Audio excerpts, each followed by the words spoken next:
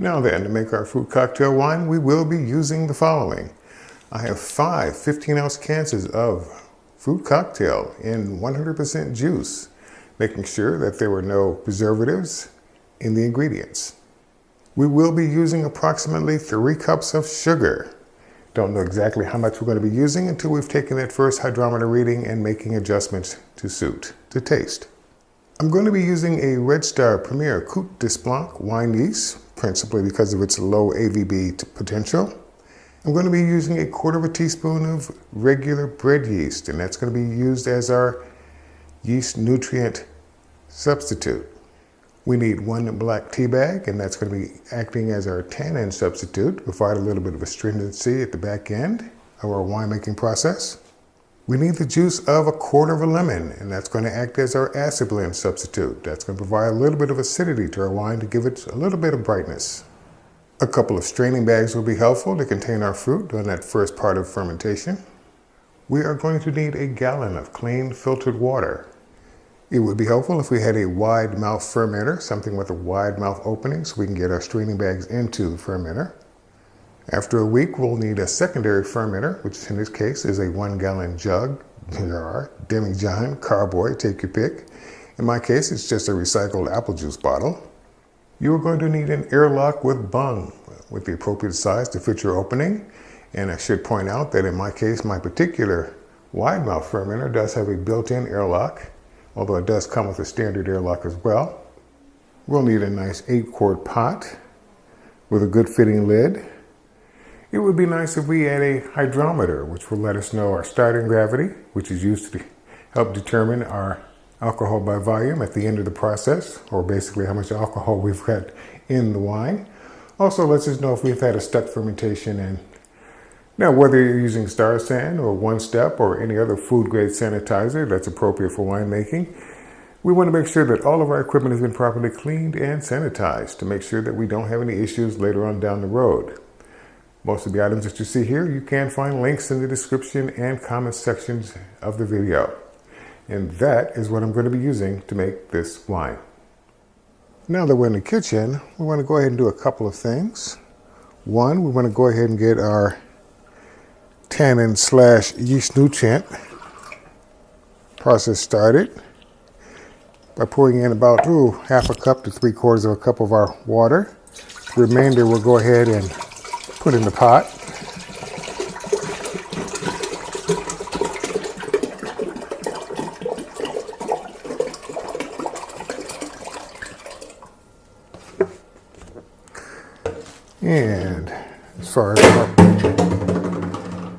And as far as our pot water is concerned, let's go ahead and turn on the heat to that. In our small saucepan, we want to go ahead and drop in our tannin substitute and 1/4 teaspoon, roughly, of our bread yeast, which again is going to act as our yeast nutrient. And we want to go ahead and bring that up to a simmer. And let's go ahead and put our lid back on. Let's bring that up to a boil. Okay, let's go ahead and begin the process of getting our fruit into our straining bags.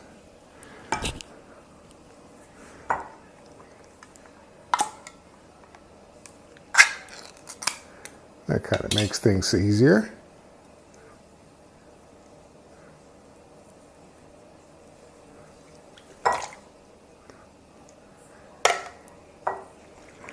And that is what I call a somewhat of a mess.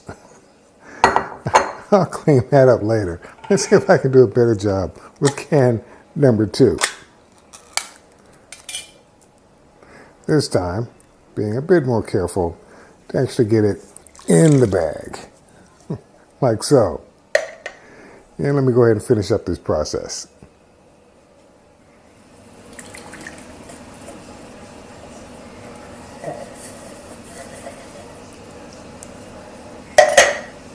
And let's go ahead and tie this off.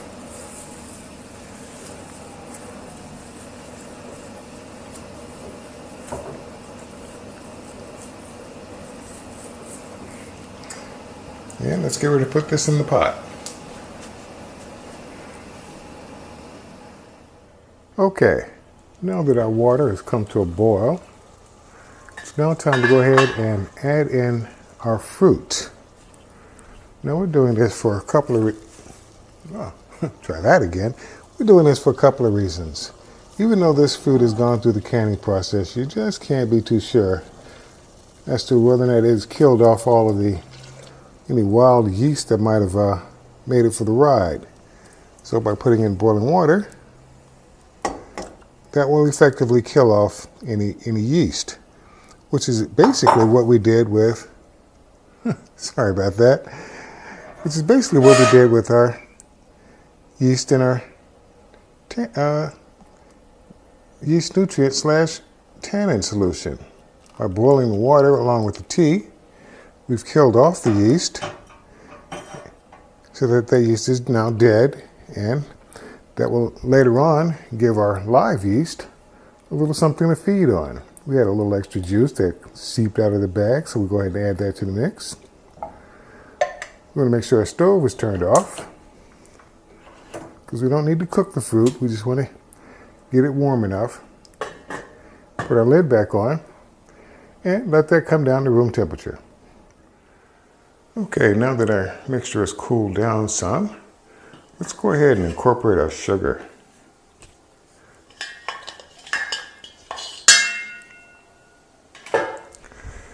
I'm adding in about 3 cups of sugar. That's 600 milliliters for you non-imperial folk. And I'm just going to dump it all in there. And go ahead and incorporate it. Feel free at any point in time to go ahead and mash down some of your fruit bags. They will disintegrate for the most part while they're fermenting, but a little extra doesn't hurt. Besides, you're stirring it anyway, so might as well do something.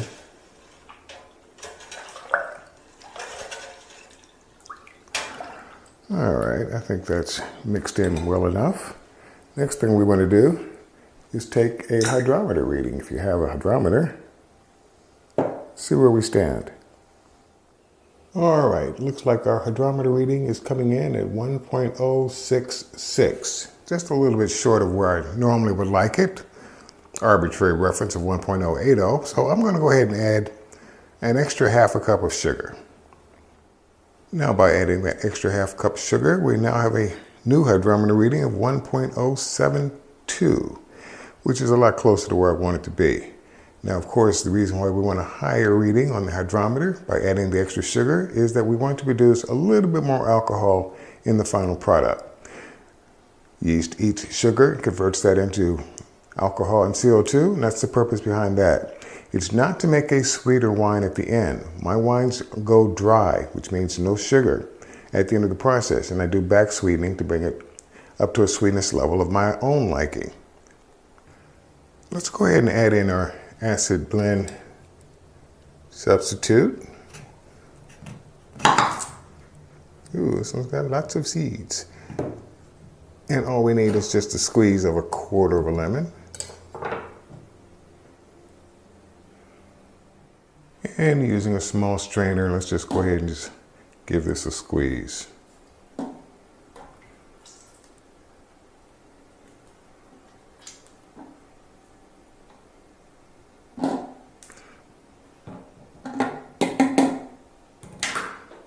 And put our lid back on. Making sure our built-in airlock is functioning properly. Now, to begin the process of converting our cocktail juice / must into wine, we need to add yeast. And I'm adding 1/4 teaspoon of yeast, trying to distribute it as evenly as possible. And since most of it is on the bags, we're just going to give it just a little bit of a swirl to help incorporate it. Now, if you want to bloom your yeast, feel free. If you want to add more than 1/4 teaspoon of yeast, feel free. However, in all the wines, well, let's just say 6% of the wines that I've made on this channel, quarter of a teaspoon of yeast sprinkled on top just this way is all that I've ever done. And it's worked out quite well. Okay, it is now time to label our creation so that we know what we're making. We are making a fruit cocktail wine. We started it on this date, and our original gravity reading was 1.072. Also, just as an aside, this is a 3-gallon fermenter, and with the straining bags with fruit in it, it comes up to just over about 1.5 gallons. So if you're going to be following this at home, kids, then you might want to use a 2-gallon fermenter at a minimum to hold all of your fruit and liquid. Okay, so what happens next? Well, for the next 3 days, we're going to go ahead and periodically give our fruit a nice good vigorous stir to incorporate a little bit more oxygen into the mix. After that, we don't want to do that anymore because it might start running the risk of oxidizing your wine. However, after about 5 days, we're going to go ahead and remove those straining bags. We're going to give them one last squeeze to squeeze out whatever last remaining goodness they have left to give. And we'll just go ahead and discard those. We're going to transfer our must into our secondary fermenter at that point and begin the process of secondary fermentation. Now that's going to last for several more months. During that several more months, there's going to be a process of periodic rackings where you're transferring it from one carboy into another, leaving behind any sediment that remained at the bottom until your wine is clear or you're ready to start bottling it. At which point in time, we're going to degas it, bottle it, pasteurize it, cork it, label it, and then let it sit until we're ready to enjoy. All of these follow-on processes you can find in my channel's playlist under winemaking operations. But with that having been said, this wine is now beginning its journey in becoming a fruit cocktail wine. Okay, it's now been 12 months since we started making our fruit cocktail wine.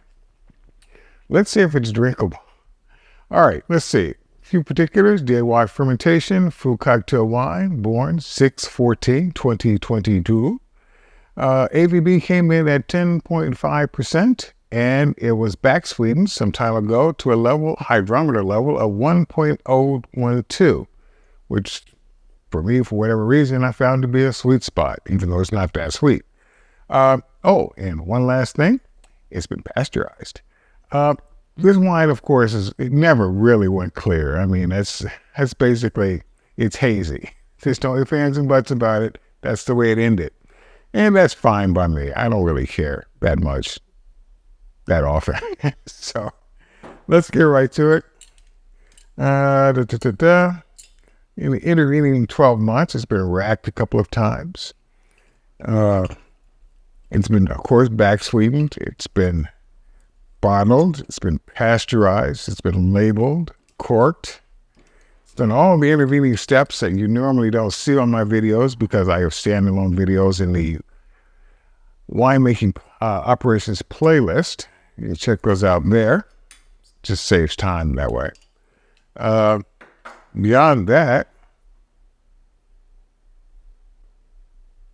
can't really smell that much from the bottle.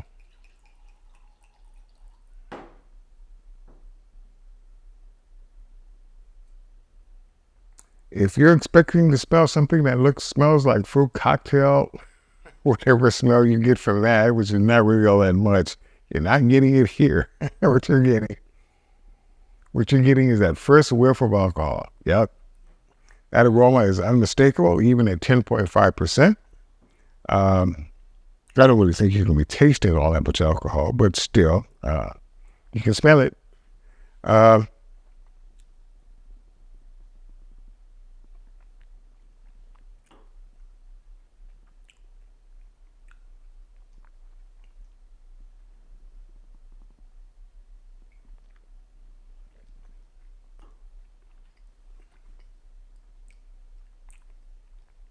Once you get past the level of alcohol, does it really taste like fruit cocktail?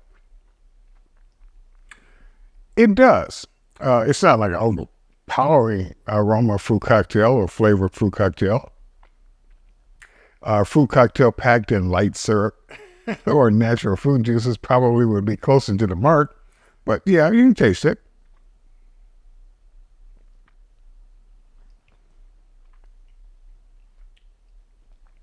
Yeah, I mean, the flavor is there. You can taste it. It's you can actually taste it more towards the back end after it's gone down, and you're kind of like smacking your lips a little bit because it has that kind of effect. But yeah, it's there.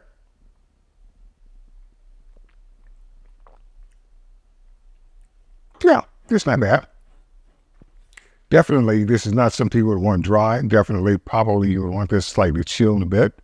I keep saying that, but I never chill these things for the taste testings until I know for certain what's going on. There's no sediment or anything on the bottom. Yeah. These are small glasses because I got other things I have to do today. I need a clearer mind to do them. But yeah.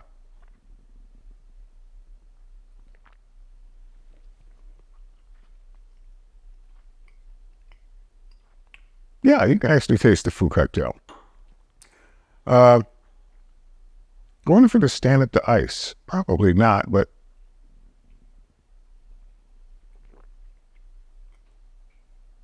yeah.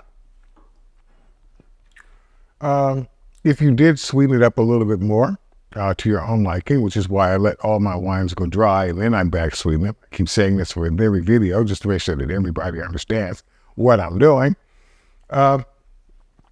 Yeah, I mean, this is not too bad. I mean, if all you've got is cans of fruit cocktail and you want to try and make a wine, although I understand that there is a derivative, something called Pruno, that some people tend to make because of their circumstances, but this is not it.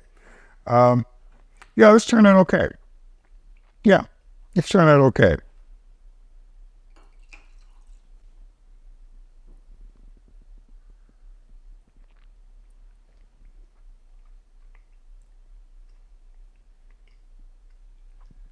Yeah, especially on the back. I keep saying the back end, but that's the only way I can really describe it. So on that back end, the flavors kind of like burst out just a little bit. The fruit cocktail flavors. Yeah, it's not bad. Okay. Well, there we go. 12 months later, we have now found out that even pasteurized, uh, this wine turned out okay. For you guys who are new to the channel and wonder why I'm pasteurizing my wine, it's like for some of you that might be akin to cooking it slightly. It's because we don't use sulfites, we don't use stabilizers, and pasteurizing is a good way to, especially when we're back sweetening it, to prevent re-fermentation from occurring because it kills off the yeast. I mean, that's the way it goes. But apart from that, yeah.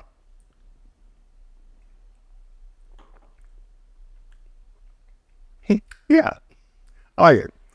Well, there we go. Of course, as always, if you like what you see here, please click on that subscribe and notify buttons. This channel is still going to be going on for at least another year. Yeah, at least one more year. So you might want to become a member and become a patron, help support the channel out. But beyond that, I'll see you in the next video.